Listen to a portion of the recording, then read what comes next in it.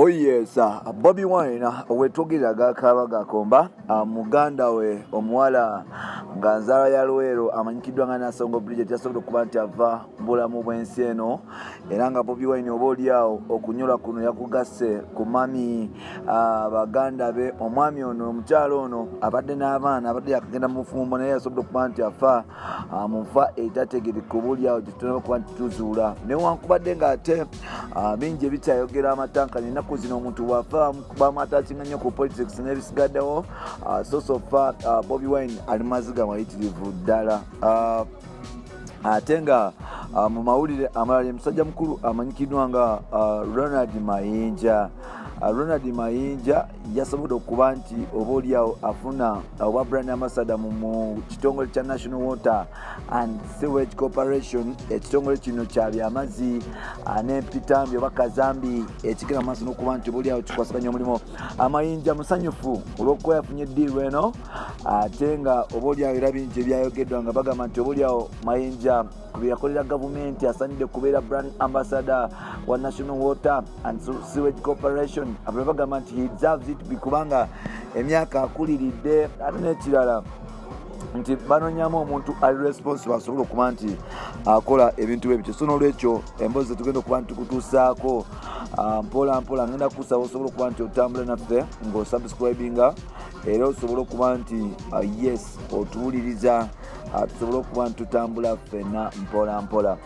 Tukwaniriza ku mukutu gwaffe muganzi ogumanyikiddwa nga Uganda Mukamuli amanya n'eddoboozi bamutantambitimuso number 1 rich boy Maxwell Junior made in Uganda. Abantu b'e Dubai mwalabye Palaso kyakoze Dubai kyawadde kikambwe nnyo era nga twebaza nnyo King of the East okusobola okuba nti asitula fulaga y'eggwanga. Now bitalo nnyo bitalo ddala nti musajja waffe His Excellency the Ghetto Gladiator Bad Bobby Wine yasobola okuba nti oba oliawo kigwako bwe yafiiriddwa sister we amanyikiddwa nga Nasongo Bridget. Nasongo Bridget ekyamuse tetunaba kitegeera bulungi newankubadde ng'ate oba oliawo abadde n'ebirwadde bigendezaako okuba nti bimusumbwa. Bobby agamba nti yaviiriddwako omuntu abadde mukwano gw'ennyo era omuntu agezezaako okuba nti ayamba obulamu okuba nti butambula n'okuba nti akyusa especially mu political era gye tulimu nti abantu bali mu nsonga ya bukyaayi abantu bali mu kulwanagana. Bobby agamba nti oba oliawo gaayo ono oba mukyalo ono yagenze mu maanyi wakati nti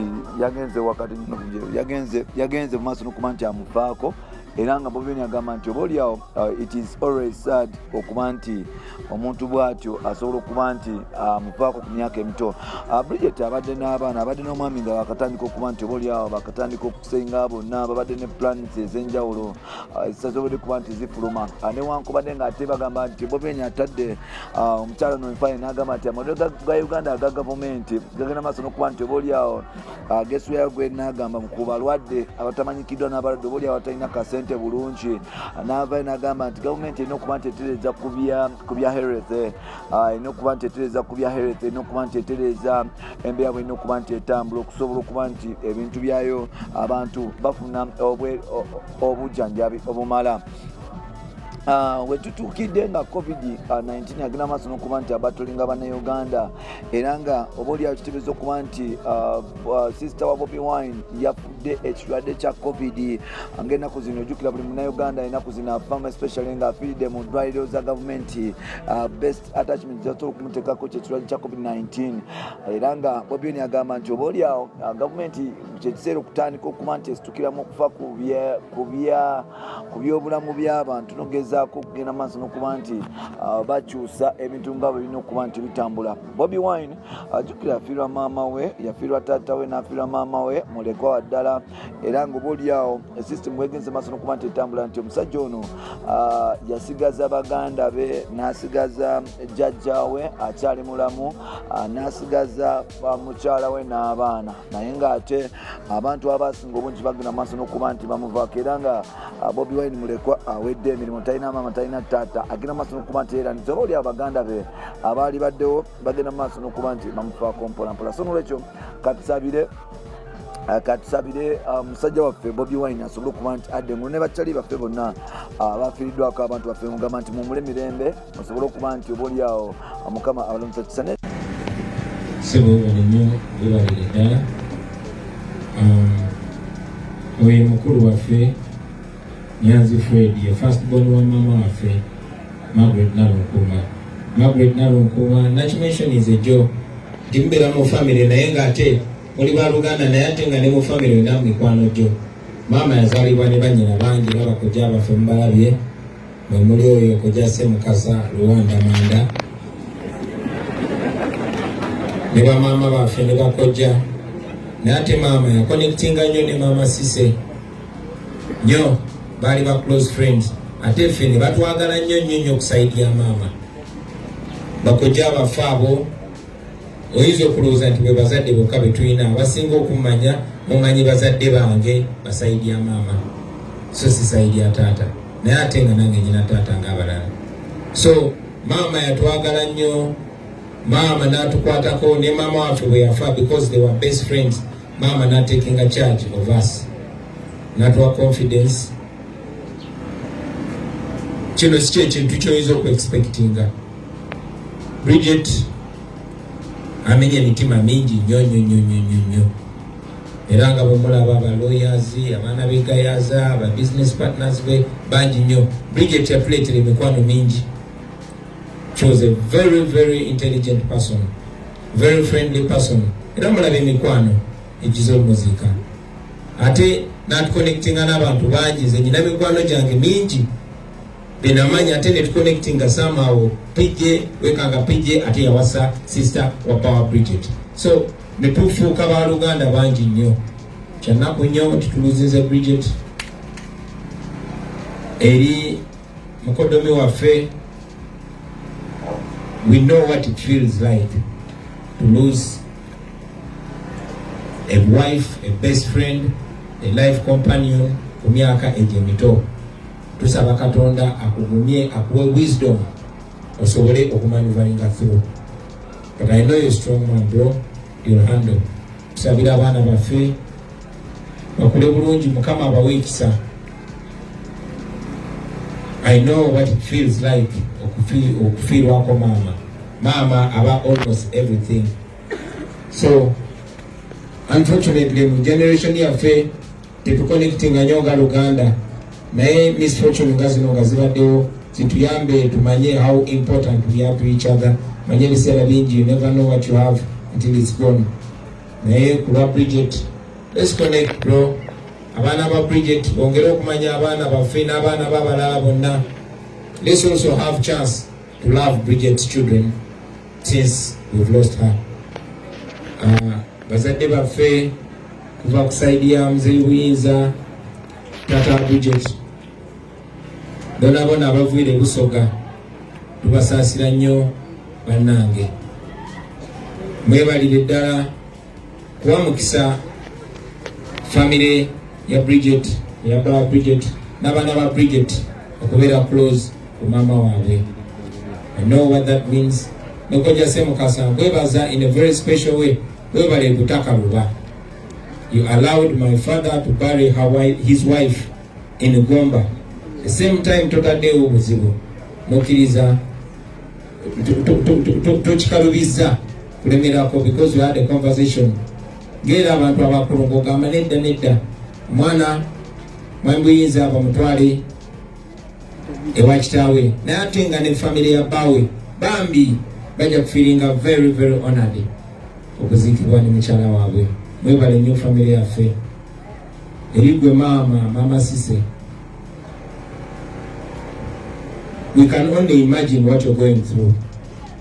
Ebajjajjaffe bakyenvisioninga kuba ffe wano mu Buganda omukyala bwafiirwa bbaawe bamuyita Namwandu, omwana bwafiirwa omuzadde bamuyita mulekwa, naye ate omuzadde bwafiirwa omwana ne bajjajjaffe bafiiringa okukidefininga.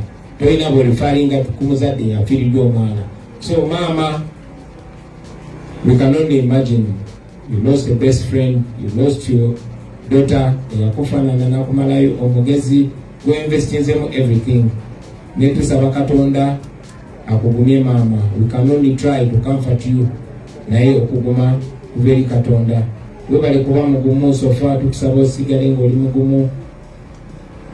Njagala okasasira mwena mikwano gya Bridget. Bridget has been a friend to so many. So many. Mwebale muwa kitiibwa. Mwebale kujja ne muziika mu kitiibwa. Mikwano gya Bridget mwena. Bangi mbadde temumanyi nti tuli baganda ba Bridget. Tubeerayo eyo.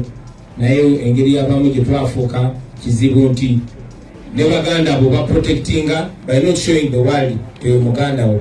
Kuba munaye abatufuga batufuula nti okwogera ku mazima. Oba oyogedde ekyamu era mbadde very represented ne kojja wange ebigambo byayogedde. Ebiseera ebisinga abantu abamu batya n'amazima tojjaawo n'okwata microphone ne baga agenda byogera ate nga bye bituufu. Ne Bible etugamba tubeere b'amazima n'amazima gatufuula ab'emirembe.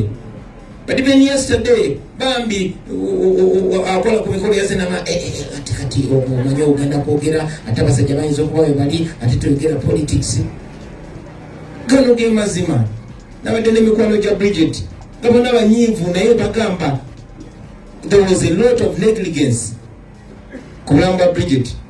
Kibino tetukyogera kubanga tufiiridde omuntu waffe, naye Bridget gyafiiridde, radio gyafiira.